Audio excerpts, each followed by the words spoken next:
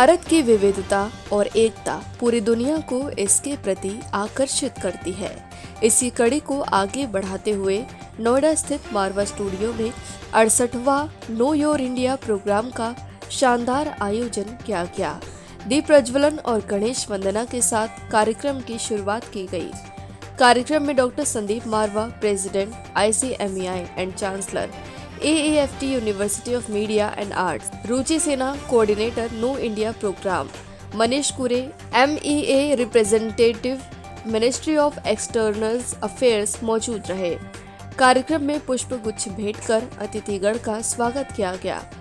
Doctor Sandeep Marwah, president ICMEI and chancellor AAFT university of media and arts ने सभी लोगों का शुक्रिया अदा किया और कहा, दुनिया में सबसे ज्यादा फिल्में बनाने का रिकॉर्ड भारत के नाम है। युवकों का ये उद्योग अपने हाथों में उठाकर चमकता सितारा बना सकता है। मेहनत, लगन, परिश्रम, कुशलता के बलबूते पर इस दुनिया में अपने आप को स्थापित किया जा सकता है।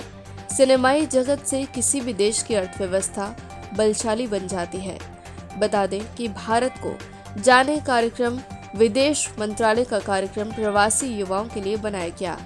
KIP का प्राथमिक उद्देश्य भारत के बारे में उनकी समझ को बढ़ाकर भारतीय प्रवासी युवाओं और उनकी पैतृक मातृभूमि के बीच घनिष्ठ संबंध को बढ़ावा देना है। KIP प्रतिभागियों को एक सभ्यता के रूप में भारत के इतिहास और संस्कृति के साथ साथ विभिन्न क्षेत्रों में आधुनिक भारत की प्रगति और उपलब्धियों से परिचित होने का अवसर मिलता है। वहां मौजूदा अतिथिगण ने भारत की खूबसूरती, यहाँ के इतिहास और संस्कृतियों पर अपने विचारों को साझा किया।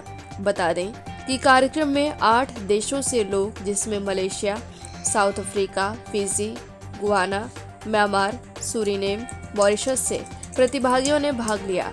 साथ ही कार्यक्रम में ओपन सत्र भी रखा गया, जिसमें लोगों ने कई प्रश्न अतिथिगण से पूछे और अपने सवालों के जवाब पाए। कार्यक्रम में उपस्थित अतिथिगण को डॉक्टर संदीप मारवा द्वारा सर्टिफिकेट देकर सम्मानित किया गया। साथ ही अन्य लोगों को भी सर्टिफिकेट दिया गया।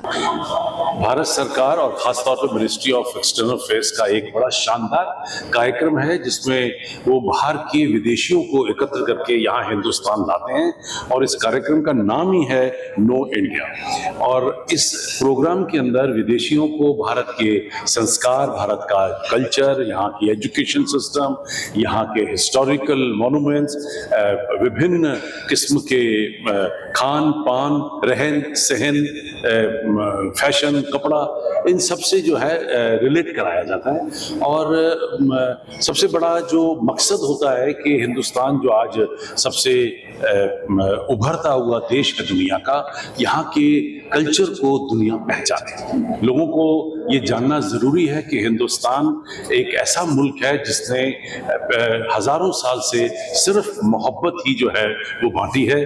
और वासुदेव कुटुंबकम जो हमारा एक 5000 पुराना नियम रहा है, हमारा संदेश रहा है दुनिया को, उसे पूरा करते हुए ये कार्यक्रम की शुरुआत की गई है। ये हमें खुशी है कि AAFT जो है वो इस कार्यक्रम का हिस्सा है। इस वक्त यहाँ पर 30 से भी ज्यादा लोग 8 से भी ज्यादा देशों से यहाँ पर पहुंचे हैं और इन लोगों को हम लोगों ने हिंदुस्तान की film, television, media, art, culture की इस इंडस्ट्री से वाकिफ कराया है। Alright, so via the New India program that we are conducting, this is our second week and it was a combination of both entertainment and information, so it is something very new for our participants and for me as well. I have been in Delhi myself for more than 5 years, but I never knew that something of such grand scale exists here in so close to Delhi and in the northern part of India. So thanks to the studio, thanks to the delegation over there, we have a lot of information right now, and I am very sure that all the participants from the 8 different countries, they are going to take away a lot of information and they are going to spread the word to the rest of the world as well. So yeah, thank you. It was a wonderful organization here and the energy level of the Marwa ji was really great.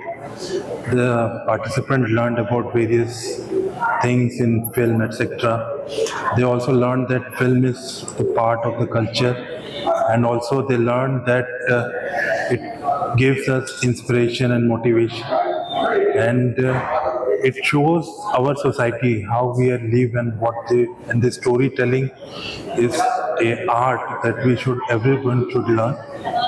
And this initiative, the Ministry of External Affairs, is a good initiative where participants learn more about India and they engage and they interact with various institutions.